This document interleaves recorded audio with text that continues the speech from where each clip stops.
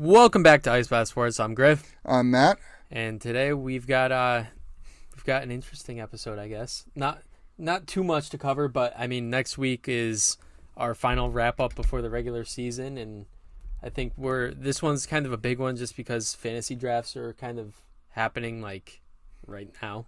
Yeah, and everyone's kind of ramping up for their drafts. So yeah. Most people watching. I mean, if you haven't had your draft already, it's probably going to happen in the next 2 weeks. I don't like to wait to have my fantasy drafts till like that last week because I've run into issues in the past with like servers not being able to hold the capacity of everybody drafting. So yeah, I personally like waiting just because of like all the injuries in preseason and stuff like that. But yeah, I mean, there's a happy medium. Yeah, I feel like the last week of August is usually that sweet spot. Yep. So I feel like next week is when most drafts will be, or over Labor Day weekend. So we do have some news that came out just the other day that is really, really impactful for fantasy football owners of all kinds. That's Jonathan Taylor granted permission to seek a trade by the Indianapolis Colts. This coming right after Jim Irsay saying they did not plan on trading Jonathan Taylor. I think this is so stupid. The whole situation, I mean, he's your best player right now. Yeah, and it's not even close either. Yeah. He is your offense if you're the Colts. And they've come out, they said they want at least a first-round pick for him, which for a running back in this... I don't think any team's given up a first-round pick for him. No, I could see maybe a second at best, but yeah, even then, I still I don't really see that. Yeah, especially when you have players like Kareem Hunt and Leonard Fournette out there in free agency. I know Jonathan Taylor is a complete playmaker, but you're really getting him for one season, and you got to pay him. Yeah, that's also another downside. Right. It's not like you have him for 2-3 more years. Well, I guess you could if you tag him, but then you'll be in the same boat as Indianapolis is right now. He wants to get paid. That's why he wants to get traded. He wants to go somewhere where he's going to be valued. But I feel like there's not many teams out there that are going to value a running back. Well, you want to go through the list? We've got some early odds on potential teams that Taylor could be traded to. Yeah. So first off, the heavy favorite, which this is exactly where my head went when I heard Taylor wanted to trade, was Miami at plus 250 odds. Now, I mean, Miami, they've been looking for that back for the past couple of years. Raheem Mostert, right, is probably their starter. Yep. They traded for Jeff Wilson last year at the trade deadline, and he's a injury filler. Yeah, he's a backup for sure. He can kind of do it all, but he does it all pretty averagely. I'd say Jonathan Taylor, you bring him in, and he can change any offense he walks into, as long as you have a decent offensive line, of course. Yeah, I'd say if he lands in Miami, they've got to be the favorites to win the division. Yeah, 100%. I think they'd just be so well rounded with a true RB1. Yeah. Yeah, I mean, I think that's the perfect fit. They were in on Dalvin Cook till pretty much the end. It seemed like. It seemed like it came down to either the Jets or the Dolphins. Obviously, Cook signed with the Jets. Thank God. But, yeah, I mean, Miami should be doing all they can to go out and get Jonathan Taylor. I just, for the Dolphins' sake and Dolphins fans' sake, I hope they don't give up too much if they do that. I think giving up a first-round pick for a running back is a mistake, no matter who it is. I agree. I think even a second is walking that line, that territory of... I completely agree. I mean, running backs are a dime a dozen nowadays. Yeah. I mean, is it rare to get a playmaker like Jonathan Taylor? Yeah, but because of how expendable the position is, I mean, it's really hard to put a high value to it. I think the days of the Christian McCaffreys and the Alvin Kamaras getting these massive contracts are over. Yeah, I completely agree with you. I think you're mortgaging too much if you're giving up even a second-round pick for a running back. That's a pick that you could find some really good value in the draft, find another key piece for the future. Yeah, and I just can't see a team giving up a first or a second for Jonathan Taylor. And I think the Colts probably understand that. Yeah. But they have to set the expectations high. Right. Or else they're just gonna get fleeced in trades. So yeah, I mean that, or is Jim Irsay really that delusional? I mean, he's the type of guy. I don't know. He's it's funny because he's not valuing running back himself, but he's expecting everybody else to. Right. And setting kind of that precedent of,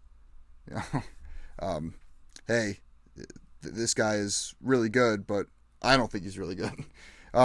Yeah, it doesn't really make sense to me, but Yeah. the Colts are gonna Colt. Yeah, but again with Miami, I mean, you already have a lot of speed on that offense between Tyreek Hill and Jalen Waddle. And Raheem Mostert. You add Jonathan Taylor in the mix. I mean, that's probably one of the fastest teams in the league if it already isn't. Oh yeah. But Miami, I think they have bigger fish to fry. I think their offensive line is a bigger concern than their running back situation. I think when you have Mike McDaniel back there at head coach, it doesn't matter really who's in that backfield, because I think the blocking schemes that he, puts in place make it so, as long as you can read a hole as a running back, and you're going to gain 4 or 5 yards of carry. Yeah.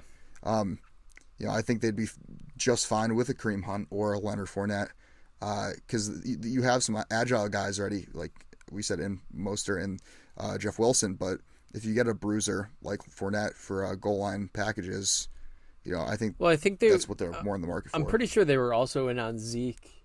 Yeah. After Cook ended up signing with the Jets, or no, Zeke signed first, but I think it was like a couple days before I saw something saying they were looking at Zeke as well. I think they're really looking to add a running back. Mm-hmm. And when one of this caliber becomes available, they're going to be the favorite to land them. Yeah. So our second for odds is Chicago at plus 400. Mm-hmm. I think this is a lot better fit for Jonathan Taylor than Miami, if you ask my personal opinion. Again, I think Chicago, they have already a solid run game because they have Justin Fields in that backfield. Right. You add Jonathan Taylor to that back, you have one of the best run games in the NFL. If you add Taylor there, they have a young and upcoming offensive line. They drafted Braxton Jones. Didn't they? Who did they draft this year? They got I'm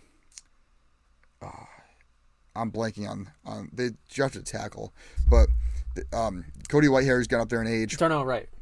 That's who they got. So yeah, you have him and Braxton Jones. You have Tevin Jenkins. You have a lot of young talent on that offensive line.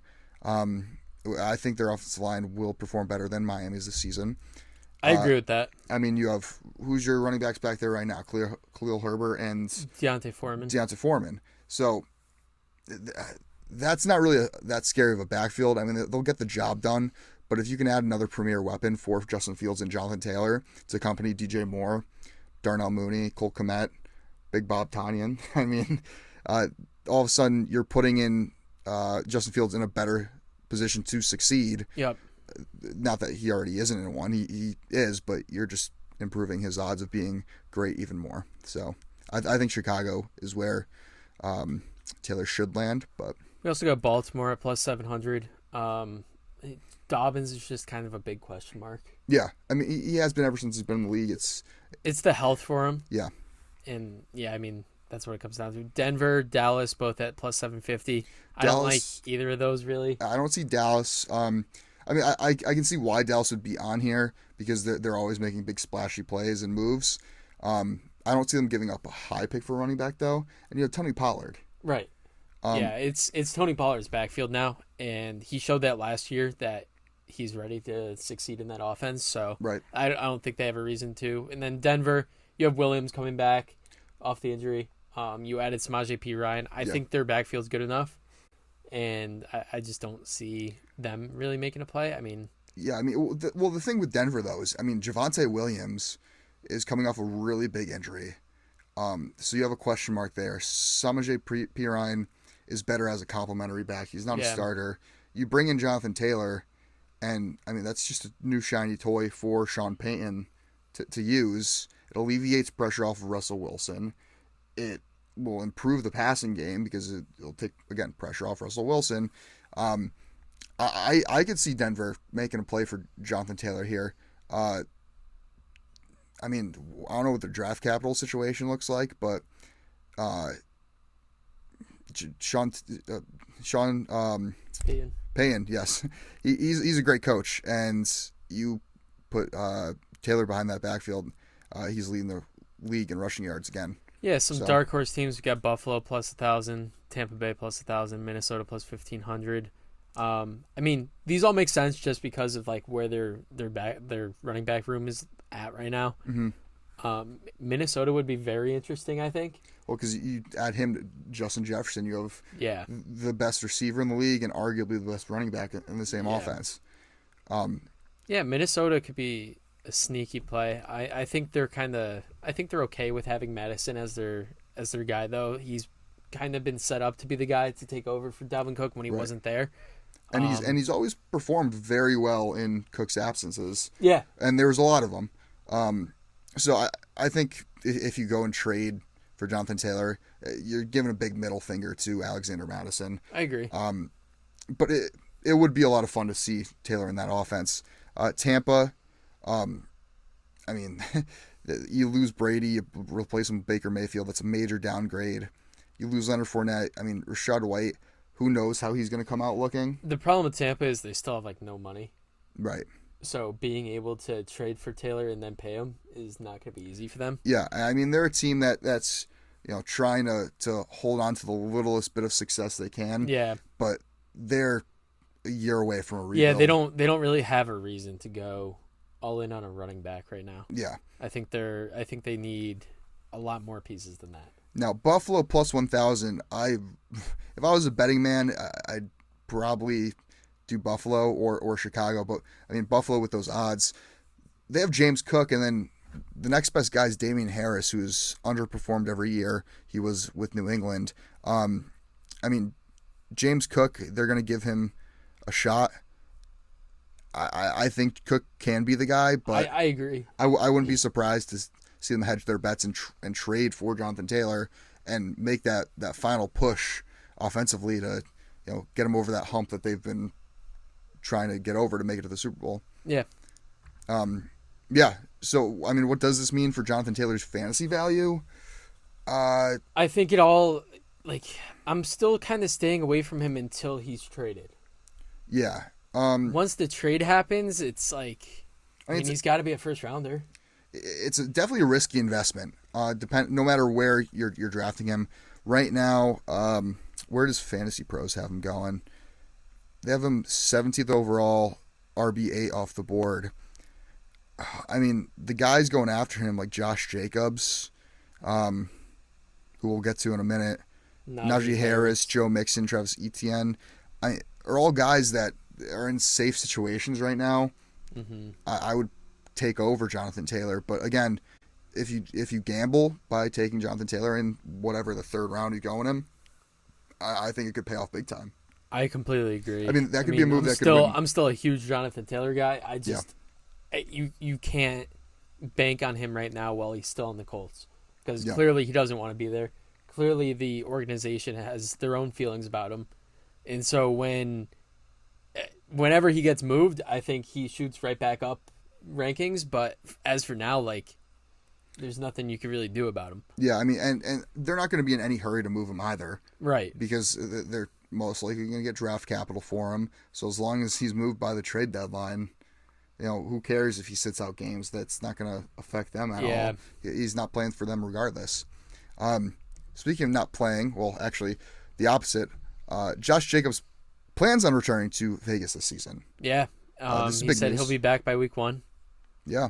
And I think that's huge. I think Josh Jacobs has been another one of those big question marks. It's another one of those guys where he's still one of my favorite backs in the league as from a fantasy perspective. And I think now that he's made it pretty clear that he's going to be back for week 1, at a late at an ADP of a late second, early third at RB9, I'm all over that. Yeah, it's crazy because you said he's going at RB9 according to Fantasy Pros. He was the leading rusher last year with 1,650 yards, 12 touchdowns, and that was just on the ground. Yeah. That doesn't include his receiving work. I believe if you include his receiving work, was he a 2,000-yard player? I'm not sure off the top of my head. I can check real quick. Last year, he was the number 1 running back in standard fantasy leagues, number 3 in PPR, and in PPR he was the 10th overall player. Yeah, I mean he had another 53 catches for 400 yards through the air. So he was a 2,000-yard player, which is, if you can do that in fantasy, that's impressive. I mean, Yeah. Other players that have done it. I mean, Christian McCaffrey, well, Daniel Thompson didn't it? I'm pretty sure, didn't he? Probably. I mean, it's some great company to be in, but the fact that he's going so low after having the year he did last season is surprising to me, and it's got to be because of the contract situation. It has to be, yeah. I think that scares a lot of people away. Yeah. Especially when the guy's literally holding out. Yeah. So I mean, there's that big question mark is like, is he gonna play? Is he gonna be playing week 1? Like, should I really take that risk? And God forbid he just keeps sitting out. Like I just kind of shot myself in the foot there. Right. But now that he's made it pretty clear he's going to return before week 1, he's an RB1. 100% an RB1. I mean, the fact that you can have the number 1 overall pick and draft Justin Jefferson and then come back and also get Josh Jacobs at the end of the second as your RB1. Yeah. Don't tell people that at the first pick. That's outrageous. That's wide receiver and a running back 1 at number 1. I mean, that's a steal. Yeah. But what I was going to say earlier was Jacobs, his whole situation. Are they going to run him into the ground this year? He's playing on that last year of his contract, right? Mm-hmm. Why wouldn't they? What's also scares me though is they have a downgrade at quarterback. You're going from Derek Carr to Jimmy Garoppolo. Yeah, they have a downgrade at quarterback, and their offense just isn't great in general. Yeah, and I mean Josh McDaniels, he's not the greatest head coach out there. But I mean, if they do run him into the ground, that's great for fantasy owners. Yeah, I mean, as bad as their offense can be at times, like, sure, they have Devonta Adams and, like, whatever, but as bad as they can be, he still puts up numbers in that offense every year. That's true, yeah.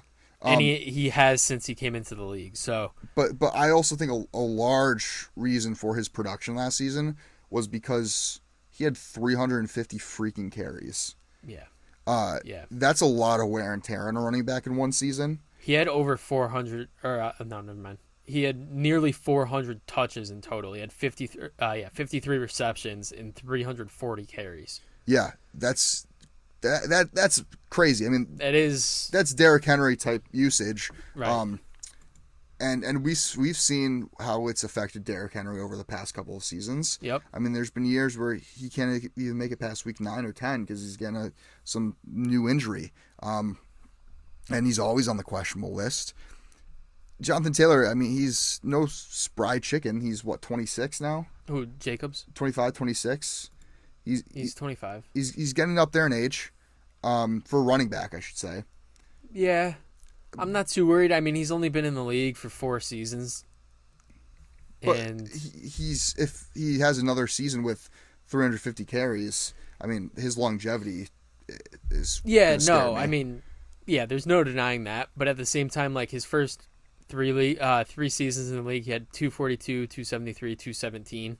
So I mean, it's not like he's been run into the ground for the last 4 seasons. Right. At least like last year was like that first year where like they really had to utilize him.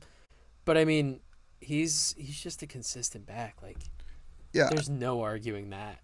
And I think he's going a little too late for my liking.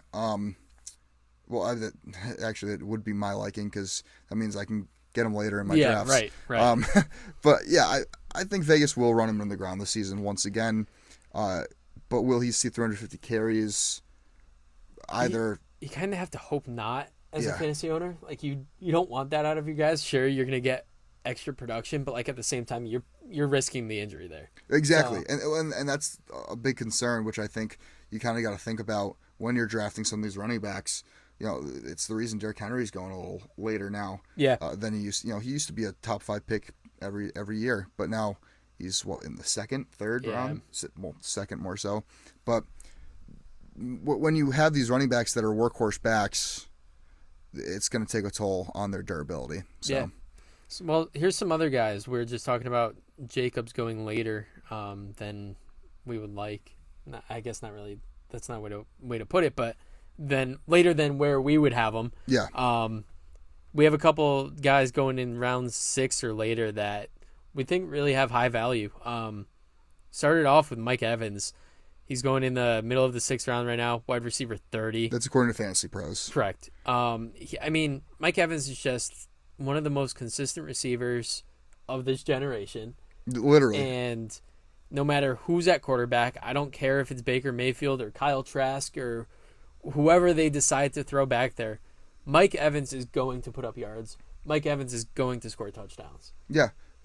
He's gone for 1,000 receiving yards in every season he's played. Yep.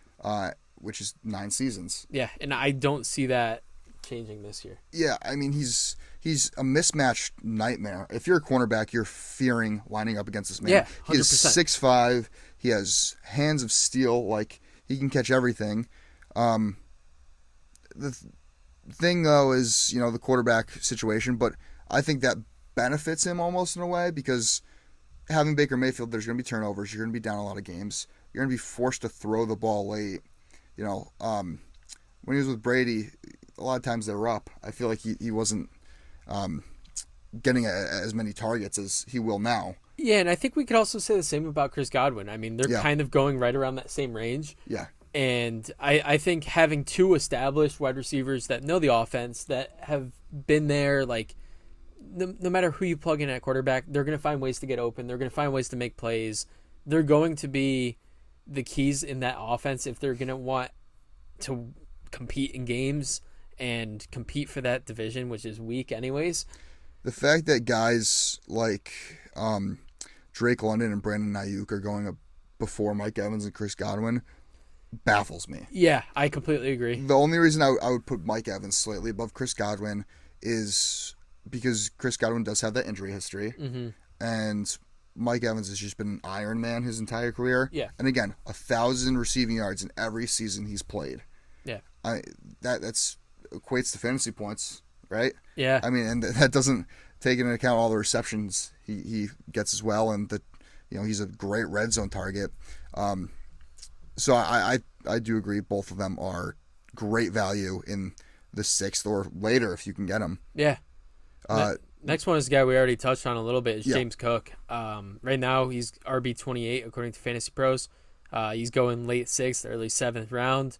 And like we said, like, if they don't make a move for Jonathan Taylor, like, that's his backfield to lose. Right. And he's got the opportunity to show that. I mean, it's an offense that passes a lot to begin with, but he could also be a threat in the receiving game. Yeah. So I love James Cook at this value. I'm I think a bit higher on him than a lot of people are this year. And I think you are as well. I'm very high on James Cook. Like, I think, yeah, I mean, James Cook is just a guy, like, if you're sitting there in the 6th round and James Cook's available, like, I'm all over that. Yeah, and you look at his, who's behind him. Damien Harris, like we said. Damien Harris was very, very unproductive, in my opinion, in New England. Yeah. And he's one of those backs that he's just a back. He's a guy. But James Cook, they took him, the 3rd round was he drafted? Or the 2nd? Something like that. He was drafted, I think he was a day 2 guy, right? Why? Why is a British explorer coming up when I look up James Cook? James Cook draft position. Yeah, I mean, he was 63, so he was a 2nd round pick. A late 2nd round pick. You don't take somebody in the late 2nd round if you don't intend to play him, right? Especially a running back. Yeah, and like we said, with running backs nowadays, you're not going to take one in the 1st round. You're not going to spend, that a high draft pick on a running back. They're not valued as much. We just went in this whole spiel with Jonathan Taylor. I think round 2 is exactly where a workhorse running back is going. Look at Jonathan Taylor. He was a 2nd round pick. Josh Jacobs was a 1st round pick, but there's been a lot of great running backs that have come out of the 2nd round. Even going back to LaShawn McCoy was like a 2nd round pick, and he was a fantasy beast. I think James Cook has really, really high upside. The offensive line has improved over this offseason. Derrick Henry was a 2nd round pick. Derrick Henry was also a 2nd round pick, yeah. So, again, James Cook's backfield to lose. He's going to get that receiving work as well. I think he's probably a RB2 to finish the season. Yeah. At his floor. I agree. In my opinion. We got Jamal Williams.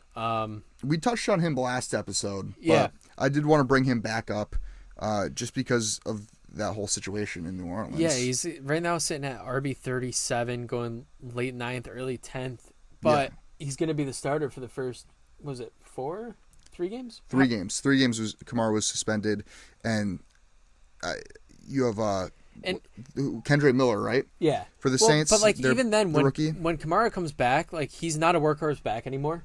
No, and we saw how he struggled last year having a full workload. Correct. He's the type of guy that needs a complimentary back, and that offense has always been most successful when there's been a complimentary back in that backfield. Yeah. When going back to, again, we mentioned this last episode, Mark Ingram, those two played off each other very, very well. And you get something similar with Jamal Williams. He's a power back, but he's also going to have some big playability. Mm-hmm. I think he's one of the most underrated backs in the league. I've thought that for years, even when he was in Green Bay behind Aaron Jones. Like Jamal Williams is one of those guys that when he needs to step into a big role, he performs. He does, and he did that last year. He led and I really think he's going to do that this year. He led the team in touchdowns last year with 17. Yeah, he led the league, didn't he? That's what I meant. He led the league in touchdowns last year with 17.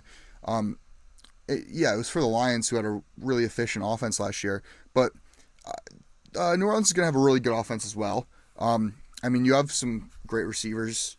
Derek Carr. That are going to support that run game. You can't have one without the other. I think Jamal Williams, again, even if Kamara comes back, Williams is going to see that goal line work. And I think he could very well lead the league in rushing touchdowns once again. I could see it. After what he did last season, the fact that he's going this late 9th, early 10th, that's criminal. Yeah. It's almost like people are not looking at last year's production and taking that for granted. Josh Jacobs going lower, especially after what he did last year. Yeah. Jamal Williams. Those are 2 backs that if you got late last year in drafts, they probably carried your team to the playoffs. And that's the kind of value you need to look for when you're drafting. Your league isn't won in the first couple rounds of the draft. It's won, in the later rounds and how you manage. So yeah. Then we got another receiver. We got Kadarius Toney, right now ranked wide receiver 48, going late 10th, early 11th round. If he's healthy, he's the number 1 receiver in Kansas City. He is. Your number 1 receiving option is obviously going to be Travis Kelce. Yep. But Travis Kelce's getting up there in age. Kadarius Toney, we saw during the playoffs and especially the Super Bowl last year, they were making plays designed for him. They haven't had a weapon like Kadarius Toney since Tyreek Hill. And he wasn't there for long.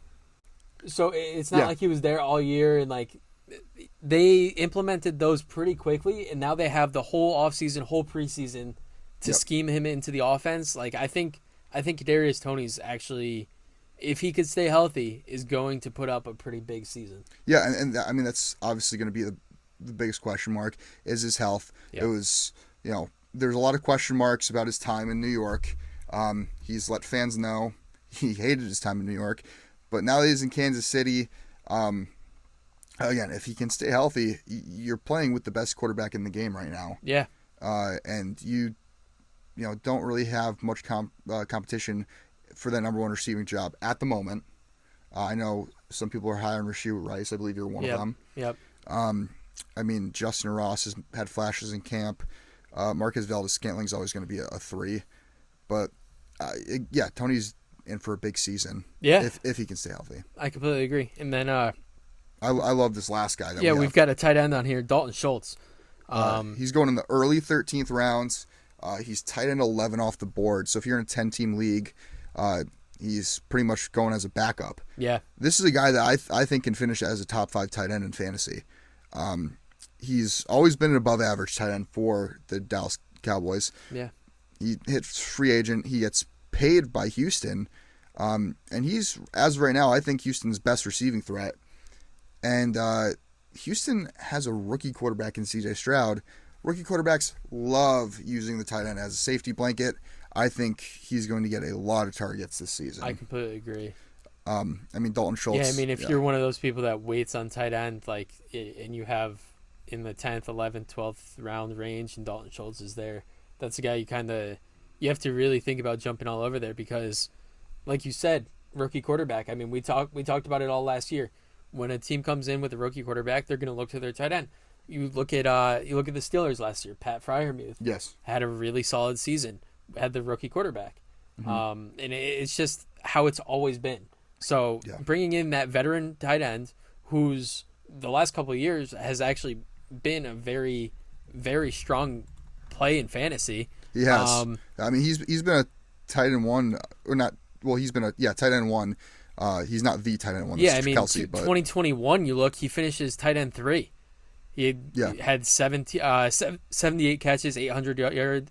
Wow, I can't talk. 800 yards and 8 touchdowns. Like, that's production right there, and that's probably going to be similar to what I can see him putting up in this offense, where the wide receiver room is not established. It's a very young wide receiver room, and a couple guys that have just been kind of there, like Nico Collins. I love Nico Collins, but like he's just not.